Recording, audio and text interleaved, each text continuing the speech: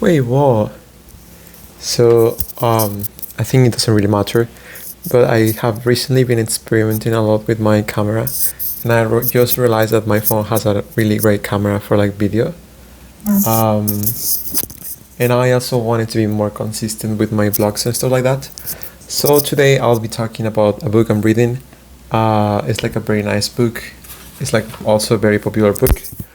Call Me by Your Name by Andre Asiman, whatever the pronunciation is.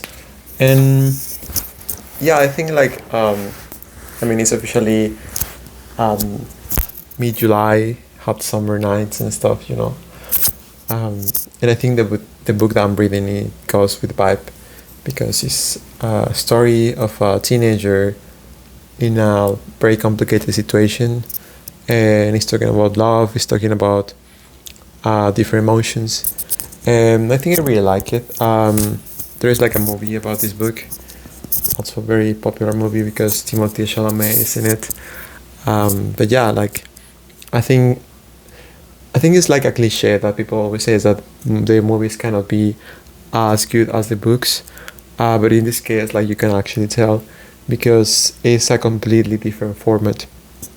The book talks from the perspective of Elliot, that's like our main character, and I think the movie um, didn't have like I mean it has that approach, but at the same time it doesn't quite fit into what the author wants to say. It's like because the book explains a lot about the thought process of Elio, uh, and how he uh, fall, falls in love, how he falls in love with Oliver and all that. I think it's something that requires more introspection, and it's very well addressed in the book because you can go into Elio's mind and actually listen to their thoughts. But in the movie, you cannot do that. It's like the movie format is not made for you to like listen to Elio's thoughts and like to understand what he's feeling. Um, it's very aesthetically pleasing. I will say I really like the cinematography of the movie. It's a great movie in terms of colors and editing, but also I think the book has a more profound meaning, and I really like that. Um, and yeah, like I just wanted to share a bit of what my life has been this summer. I think I haven't read a lot in the past months. I mean, not as much as I wanted to, because I'm a really slow reader, I would say. Sometimes I can read very fast, especially when it comes to read a book for a class or something like that. But sometimes I just get stuck with a book for months. The last book I read it was Pedro Paramo from Juan Rulfo, and I actually didn't quite understand it because, like I have to be honest, I hate when people just read a book and they pretend to understand it because it's just very popular and like very meaningful and stuff like that. I mean, I know that it's very meaningful and it's like very important, but I didn't quite understand it, and it is important to do your research. So I try to like understand more about the context of the book and stuff like that. And it's a good book, but like if you are a distracting reader, like if you don't pay a lot of attention to the details in the book, you can get lost very easily, and I don't really like that. But it's a great book. Like the story is very unique, I'll say, very original, and I really liked it. I could make a video talking about this. So yeah, just like let me know if you like it. The next book I read, but this is for my class, so I don't really take into account the books I read for classes because often I don't read them completely. I just go through them as quick as possible, and I sometimes skip some parts. Specifically for this class, the instructions were to skip some parts because it was a 1 hour class, 1 hour per week class. So we didn't actually have too much time to read through. But it was an interesting book. It's called Theory of Water, and it's from probably T.J. Kelly. Wait, no, it's from no. That's the phrase on the bottom. It's from Liane Betasamosake Simpson. Betasamosake. My pronunciation is actually very bad, but here you have it. Yeah, I think reading is like a very nice hobby, to be honest. It increases a lot of your vocab, and it makes you more comfortable talking, and reading is like nice. I think I have to practice that a lot because I learned to read in Spanish, and then when I learned English, I didn't quite have the opportunity to explore a lot of literature. I did the international baccalaureate, but I was actually doing English B. That doesn't require you to read a lot. It mostly requires you to learn the language in a proficient way, of course. It's like you end up having a B2, B1, no, B2 mostly. B2, B1, I would say, but like B2 if you really put effort into it. B2 level of English in the like European scale. I don't think the people from the US actually use that. But yeah, like I think my English is good enough at least to communicate and like to express myself. I can read essays, I can write essays, I can read academic paperwork, and that's pretty much what you need for like to just be good in uni. You know, like my GPA is reasonably high and stuff like that. So I didn't quite have the opportunity to explore a lot of readings, and I really would like to, you know, like to mainly to improve my communication skills, to become more proficient, to like being able to express in a better way. I think books gave me that when I was like just learning English, and I just want to keep going with that. I don't want to quit.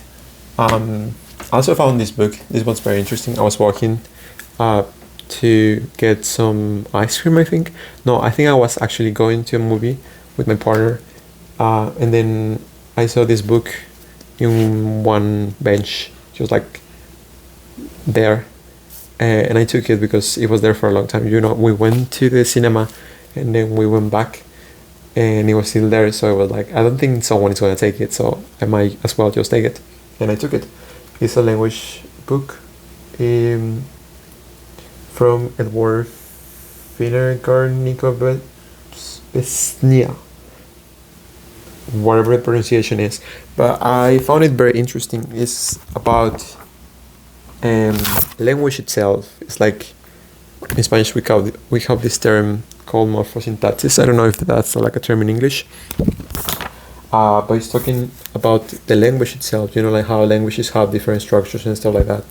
I haven't read through, but it looks very interesting. It's like talks about different languages, not only like English, Spanish, like German. You know, the common ones. It's like talking about different families and different uses of the language as well. And I found it very interesting. I don't know why it was left there, but I assume it was someone that was reading it for like a class or something like that. And I'm very interested. There is also the phonetic alphabet. That is funny because I found a lot of people that they don't really know about the phonetic alphabet, and it's something that I got very present to me when I was like learning English, because you have different pronunciation and different sounds and different stuff in different languages, and the phonetic alphabet is like a way to compile all those sounds, and then you have like a table and stuff like that. I don't really quite understand how the table works, but for my basic understanding is you have like different parts of your throat and like your mouth and stuff like that, you know, like your teeth, or like the way you inhale, and according to like what amount of force you put, like those sort of things, or like how far your throat goes to like pronounce certain sounds, is like in the table. Yeah, I actually don't really know how it works. I might like research a bit, but it talks about that as well, like, you know, how like the languages have different pronunciations, how we have different sounds, how we develop different sounds as we grow, because we grow with like a specific language, and how it is hard for some people to my fitness pardon how it is harder for some people to learn a new language based on their main like mother tongue, like Muttersprache. I don't know. For example, like me, I would say it wasn't that hard to learn English because my language comes from the Latin. I think English also comes from the Latin. It's a Germanic language, but also not that complicated. And I think I deviated the topic like a lot. But yeah, my book, it's been really nice. I think I'm learning a lot, and it's also shaping like a lot of like a special connection. Like I'm creating, like building a special connection with the book because it's very emotional and it touches a lot of topics that are like quite sensitive in the sense of not like sensitive in a bad way, but like more of they're very emotional, and I really like that. But also they resonate with like some things that happen to me or like that are happening to me in my life right now, and I think that's very nice when you can connect in that way with a book. So yeah, this is going to be a short video because, as I mentioned before, I just wanted to be consistent with like my way of creating content, and I think the best way to create content is just like talking and like creating things, because you never know when something is going to be good and like people's gonna like it.